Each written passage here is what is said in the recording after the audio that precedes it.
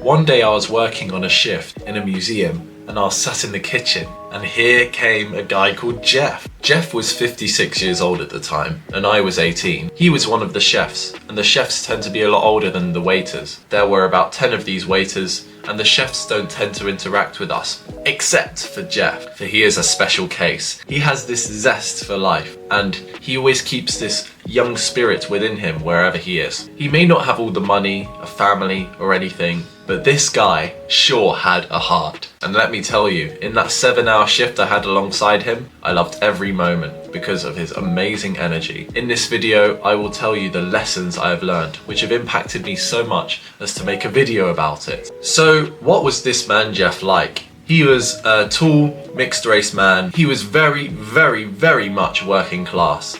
And he loved to talk about experiences, hitting the pub, talking about the world politics and the problems there. He just made fun of the whole lot. This guy was amazing. And of course he had a big heart.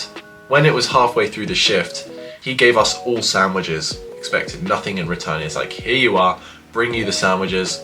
I don't think he needed to buy them, but he made sure he had the thought in his mind that he had to give us food, and the thought alone is all that counts. So this guy doesn't give a toss about what he says, okay? The first thing that's apparent right away is that he'll talk about sensitive subjects as if they're nothing.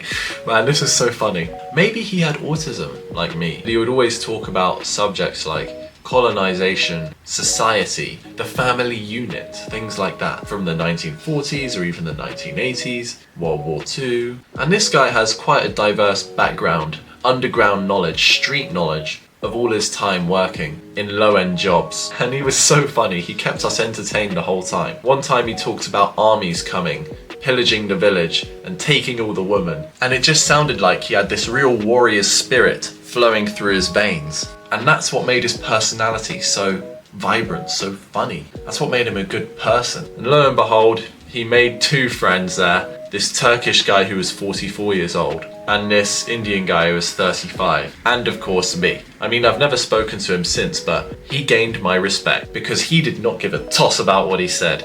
He was hilarious and he never held back. And he did this all out of the good of his heart. Of course, this man doesn't want to hurt the people around him. He just wants to make them laugh, make them happy. And that alone is a precious feeling, one valued so much. No amount of money could pay for an experience as good as that. Now, yes, maybe some of the things he did was not so socially acceptable, but it taught me a lesson. Okay, here's an example. He complimented a girl about 30 years senior on her looks. Okay, that's quite a big age gap. That may be a bit inappropriate. He didn't do it out of intention. But the thing is, he did not have a single fear. He was so direct with it. He felt no repercussions.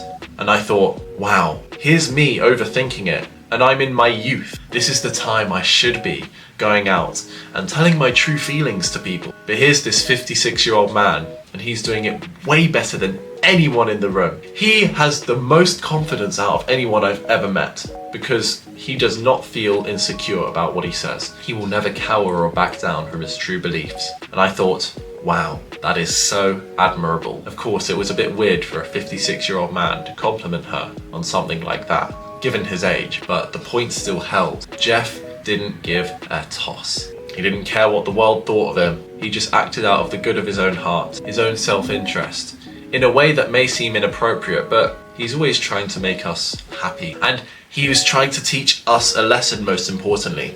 After he did that, he turned to me and said, why should you be scared to tell a girl how you feel about her? Why should you ignore it? What's there to be scared of? He was kind of encouraging me to do the same because he knows a lot of my generation, Gen Z. We don't do this a lot. We're scared, we're unconfident, and to be honest, that's more of a problem than being overly confident because girls are social creatures too. We're all human. We all need social interaction. We need the compliments of others. This is important. This is good for our mental health. This keeps us from going insane. This keeps us from a life of misery, one with no attention, no compliments being given to each other, and we die on the inside as a result. But we don't want that, and that's what Jeff was trying to teach me. So overall, what did Jeff embody? He embodied the spirit of doing whatever you want in life, not letting anyone tell you otherwise. He was the best person at this that I've met in my entire life. And if you can act out on all your desires, legally of course,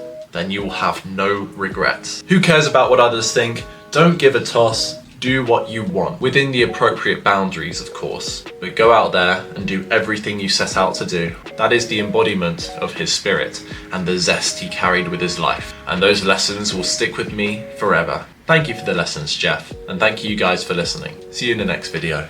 Take care. Bye.